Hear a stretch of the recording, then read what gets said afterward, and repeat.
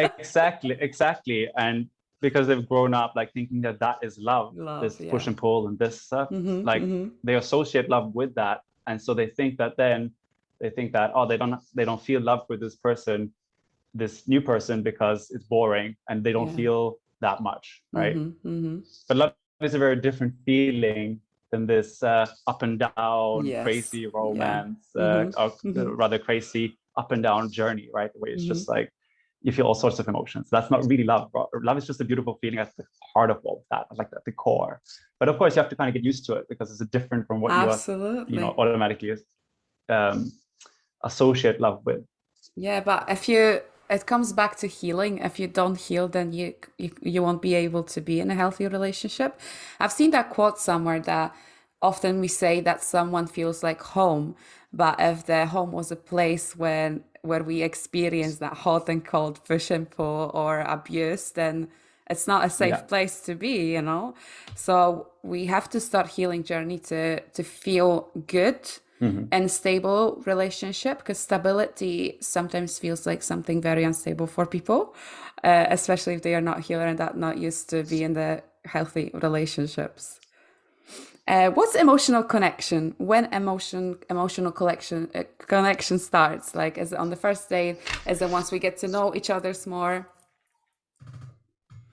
Uh, it can happen, but most often not. Like it's most often something that comes with time and something that comes later in the process. So typically in the first, in a normal dating settings, right? Like setting, it can be unique circumstances, obviously, but in the beginning, it's typically more just about having a good time and you get to know the other person, and then later on in the process, it's a natural process where you just get more and more emotionally invested in the other person. Okay, so we can use an example like this. If you were to, like, let's say that do you like pets? Yes. Yes, I Yeah. do. So let's say that your friend, Uh-huh. yeah, great. So let's say that your friend has a small dog, right? And suddenly she knocks on your door and she says like, hey, can you keep this? Can you just? I'm going away from the weekend. Can you take care of my dog, right? Of course, you would have fun with the dog. You would probably play with the Oh, dog. You yeah. think the dog is very cute, right? But you're still like, okay, it's just a weekend, Yeah. and then on Sunday when your friend comes back, she's like, okay, can I get my dog back? You'll be like, yeah, great. It's like, yes, your dog. Like you had a good time with the dog, but it's just like, Yeah. yes, the dog. However, let's say there's the same scenario, or this time your friend says like, oh my God, I've been called on this work trip. I don't know when I'm going to be back, right? And they're just gone for an indefinite amount of time, right? So you have the dog again. In the beginning, the first weekend, it's exactly the same. You play with the dog, you really like the dog, you cuddle up. And then, but of course, then it just starts to become longer and longer. And suddenly you start to share some of these like special moments together, right? Like you're sitting at home one day, you're feeling very lonely, and suddenly the dog comes in your lap and he cuddles up, and you have this like special moment where you cuddle and he kind of comforts you in your loneliness, right? Yeah. And then later on, maybe it's like the dog has an injury, like he has an accident, and you're scared for your life for this dog, right? And you have to rush him to the hospital, and you just sit there and you pray that the dog will be fine, right? So once you've been through some of those moments, like you'll develop so much of a stronger bond, right? Like you've invested your time and your heart and your energy into this dog. And so if your friend comes back 6 months later and says like, can I get my dog back? Probably most of us would give the dog back. I'm not saying that, but it would be a lot, but it would be a lot harder to give the dog back, because you feel like that dog was certainly part of your life, was a big part of your life. That's an emotional connection, right? Like, and the emotional connection is the most important thing in building a healthy relationship. So it's a misconception that there has to be like this big physical connection. I mean, like that's great, and of course you kind of want to be attracted to your partner. But a lot of women, when they come to us, they think that if the guy is attracted to them physically, or they can rely on their looks, or for example, if they sleep with him, so that obviously there's a physical or sexual connection there, then that means that, oh yeah, now he's going to stay, now he's invested. But like it wasn't work like that, right? Like it's an emotional connection that makes people want to stay together, right? Like that's why you're loyal to your friends, because you have an emotional connection. And an emotional connection is just built through, essentially it's just built through, there's a couple of things, but it's built mainly through either making like more and more commitments towards each other, right? So if you're in a situation where, and it comes through, for example, boundaries. If you set a boundary with someone, then they have to, in their head, either unconsciously or consciously, decide whether they want to, like if they like you enough to follow your boundary, right? And accept your boundary and then accommodate for that. And just by doing that, they've suddenly made like a bit of a, they've invested a little, right? So that's like, and so the more they do that, and thus always over time as well, the more people that you get to know someone, the more you'll have this natural progression of like accommodating for the other person as you get closer and closer, the more invested you will be naturally with the other person. And the second part of that is through your vulnerability, right? Because if you share something deep about yourself and you reveal a part of yourself that you don't share with the rest of the world most often, then, or he does that to you as well, then there's a natural connection being built there, because suddenly you feel accepted among each other, where maybe with other people you don't feel as, you can't be as yourself, right? Like this is the one person you can be truly yourself with, right? And that's obviously where it comes from in terms of creating that emotional connection. Okay. I kind of thought that it happens immediately when you feel emotionally connected with someone. So thank you so much for explaining that. What do you think about soulmates? Do you think that there is one person for every each of us that we should spend our whole life together? Because I feel like we hear like, oh, meet your soulmate, go after your soulmate. Like soulmate is such an overused word these days. And I just think that sometimes, you know, we go through different stages of our life, through different experience.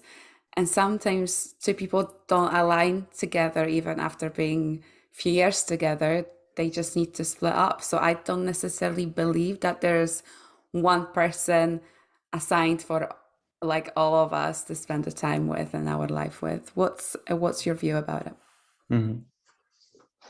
No, and that's a very great question. It's a very great question. So we don't believe that soulmates exist either. As in, we use the word in kind of on our Instagram. It's just for us, it's just a nice word to use. Like it sounds nice, right? Like so it's a nice word to use to describe the person you end up spending your life with, right? Or you know, so to us, that's what it means.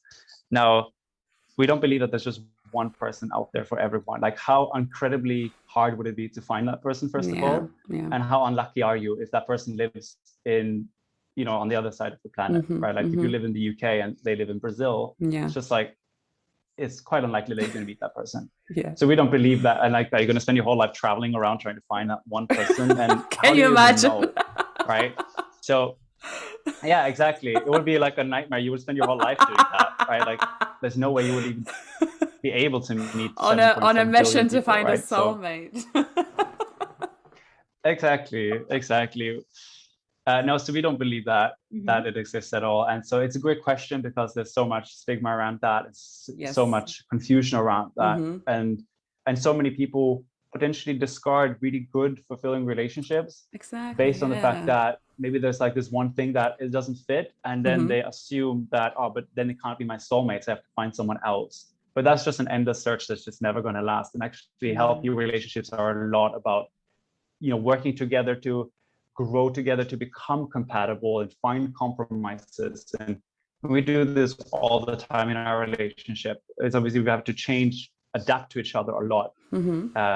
It's because a relationship is never going to be perfect. And that's an important aspect. It's like, it's never going to be perfect. It's always going to be challenges. But as long as you're a team, that's why it's important to be a team, right? Like as long as you're both working on it together and you are actually, you're both committed to making it work, you'll do really well with that rather than finding the perfect person. Absolutely. There's something that's very repetitive if it comes to dating. We go for a few dates. We had like 3, 4 dates with a guy. Everything seems fine. He seems to be an amazing person. And then out of nowhere, he pulls away. Why? Or ghost Hmm. us. Like ghosting is such a thing these days. Yeah. Why does it happen? So there are millions of reasons why Mm-hmm. someone might ghost, but baseline is pretty much always, at least in like 99% of cases, is that he's simply not that interested, right? Mm-hmm. So because if a guy was really interested, then he would make it happen, assuming Yeah. that has the baseline level of confidence where he feels comfortable in Mm-hmm. in doing it, right? Um, but yeah, in general, like if he pulls away, or if he says he's busy, or all of these different kind of excuses, he doesn't suddenly text for 2 weeks, then it just means that he's found other priorities, right? Like in our lives in general, we always have I mean, there's so many things that we can do and so many things to, Mm-hmm. like in our society, there's so many balls that we try to juggle, but you're only going to have time for a set few of them. So it all comes down to a person's priorities. And people like us, and like everyone in general, we always make time for our priorities. Mm-hmm. So if it's not a priority to see you, he won't see you. Now the ghosting is very annoying, right? Mm-hmm. Because you're just left without answers. Yeah. Uh, but the fact is that probably we're all guilty of ghosting, maybe not in a dating sense, all of Yeah. us, but Yeah. in other areas. Well, Mm-hmm. if you get a text from someone and you're like, I'm not quite sure how I'm going to respond to this, and maybe I wait until tomorrow, and then you wait until tomorrow, you still kind of just put it off because you Mm-hmm. just don't know. Maybe it's a little uncomfortable situation, and then suddenly it's gone 2 weeks, and you're like, now it's awkward, right? And Yeah. then you just don't do it. So we're all kind of guilty of this in some sense. Everyone's done it. Uh-huh. So what we like to do is that instead of focusing on why people ghost, and like we don't like to analyze those things too much because Mm-hmm. it just puts us, and our clients, it just puts you so much in your head, right? Like where you're trying to analyze, you're trying to understand, instead of actually being okay with it happening because it's just part of the world that we live in, and then being able to move on, let it go, and focus your attention elsewhere. Mm-hmm. That's always the best strategy for getting over it. And again, this comes back to kind of early attachment and all of these things. Like if you feel bad about someone ghosting you, it's because you put an expectation on that relationship already going somewhere. But if that, what if those 3 dates were just meant to be 3 dates and you had a great time with that person, but he Yeah. wasn't meant to be your soulmate? You wouldn't feel so bad about him Mm-hmm. ghosting you then, Mm-hmm. Mm-hmm. right? So it's all about expectations. Yeah, and we usually when we overanalyze what happened, why that happened, we start blaming ourselves for that we did something wrong, we said something wrong, when in Mm-hmm. fact it's just a man that wasn't ready for a committed relationship. Why Yeah. is it harder to find a guy who wants to be in a committed relationship than a guy who doesn't want to be in a committed relationship? Is there any psychological fact behind it? I don't know if there's any psychology behind it. Mm-hmm. Now, what we like to do though is the baseline is that pretty much like the majority of men, they also want to find kind of their partner for life. Mm-hmm. Okay, not everyone, like maybe they're still not mature enough, maybe they still really want to be the guy who goes to parties and hangs out with his friends most of the time and all these things, right? Like so maybe he's just not ready. So Mm-hmm. if you keep going for those guys and hope to change them, like that's a losing strategy, right? Yeah, So yeah. that's what we talked about in terms of getting attracted to the wrong Mm-hmm. guy as Mm-hmm. well earlier, right? Like, but if you heal yourself, then you can go for more mature men, and then you have a way harder chance. Mm-hmm. But assuming that you go for kind of the emotionally mature men, then all of them want to find someone. Like they want to probably settle down. They want to find someone. So it's not a case of, I mean, one reason can be if it gets serious, then a lot of us will have intimacy fears in terms of getting into a relationship might seem scary because maybe they also are afraid that they will lose part of their identity. Maybe they'll be worried that,